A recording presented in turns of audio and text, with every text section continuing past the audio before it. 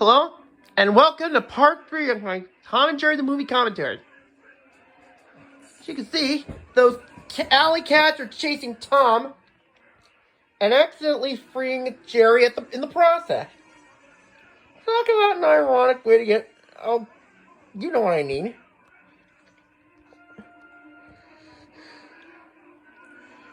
Oh. Smart thinking, Jerry. Well, using that man-cold old cover.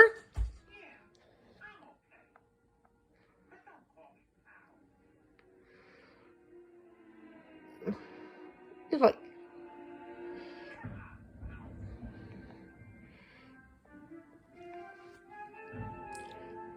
okay. Now they're going with each other into the night. What? Wait, is there a shadow? Guys, what you're about to meet is the young heroine of our film. Well,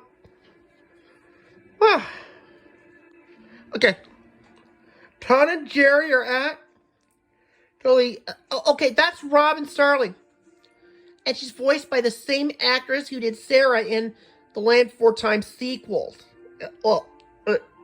Except for in number 2. I never really did understand what made her such a great actress. Anyway, this is gonna be...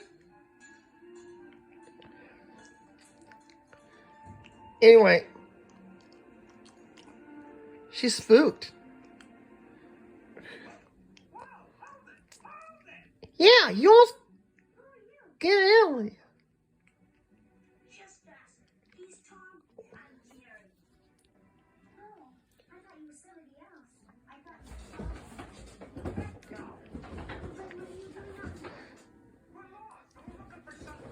Yeah, they're hungry. That's what animals are like. Oh, do cats even eat apples? I mean, yeah. See? That's what I told you. Here's the sad part. An orphan? Doesn't that kind of remind you of somewhat of the Rescuers in some way? Snowgate?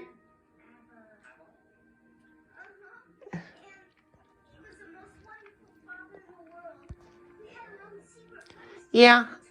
Kind of reminds me of the day I lost my grandpa and grandma. Because, honey... Oh, that's the main villainess whom we're talking about. You see, she's voiced by Charlotte Rye, whom I mentioned earlier.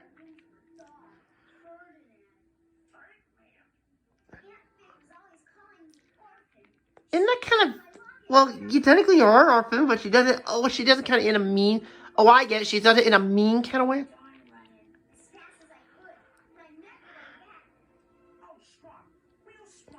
I'm sure Tom is being sarcastic. I mean...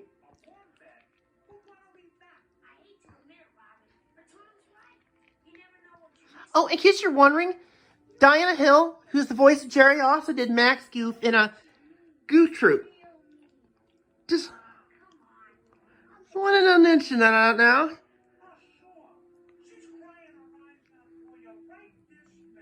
Yeah, with crocodile tears.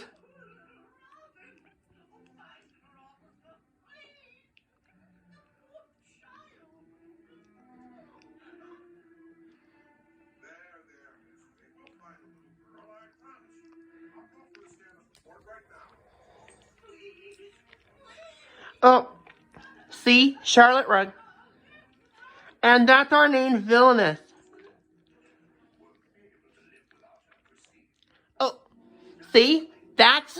Oh, by the way, that's Lick Boot. And you can bet that that's Frollo's voice. I did mention that he was voiced by Tony J, which explains it. I mean, well, if you've seen one corrupt man, you've seen them all, I suppose. Whatever that means. At any rate. And look at how obese poor Ferdinand is.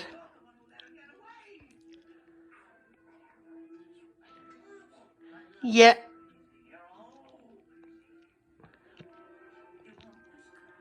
Wow, she pampers that pooch. I'm surprised she didn't get arrested. Well, you know what they say. I guess obesity is not confined to the human world. It also works in the animal kingdom.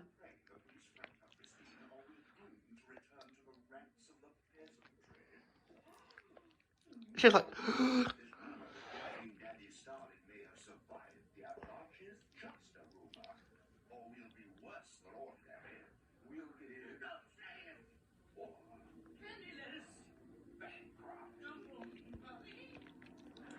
uh-oh.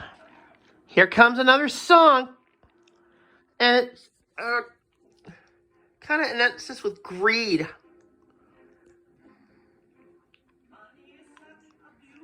Look at those green eyes of hers.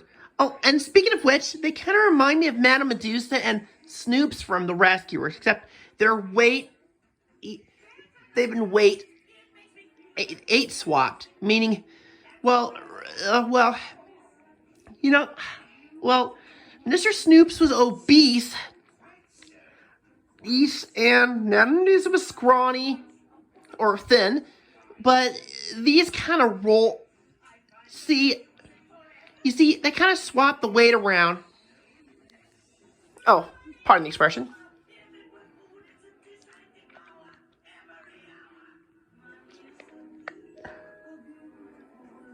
Oh, look, this kind of reminds me of Pink Elephants on Parade from Dumbo.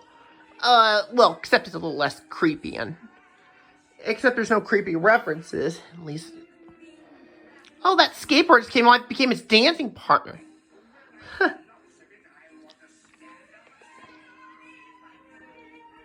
What kind of world do they live in?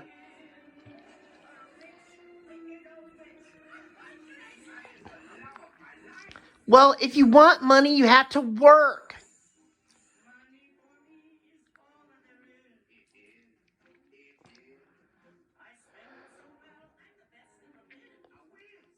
Yeah.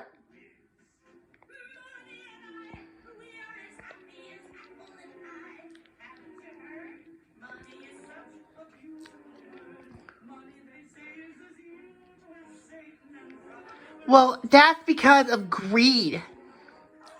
It's not the money you have, it's what you do with it, okay? You shouldn't figure that out.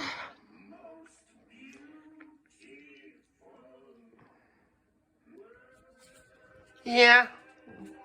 Like they're in love with each other. That's crazy. What kind of crazy world is she living in? Well, I could tell you one thing, she's twisted.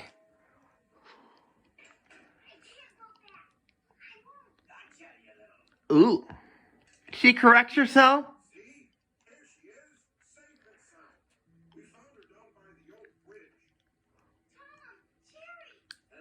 Tom and Jerry? Oh, so basically you net you're the villain of the film.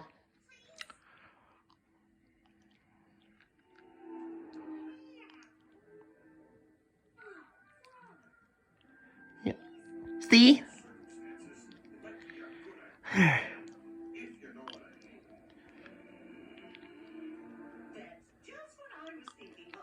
Sure you were. What up? Well, still, you gotta admit, she is pretty greedy. Don't be fooled by her appearance. So basically, they're like reverse roles of Snoops and Madame Medusa from The Rescuers. You see, the boss is obese and the minion's thin. Try to none of that. Try to wrap your head around that. She does kind of remind you somewhat of Ursula from The Little Mermaid, you know. You know, the octopus lady. Black tentacles, purple skin. Except she's not voiced by Pat Carroll. And, decide,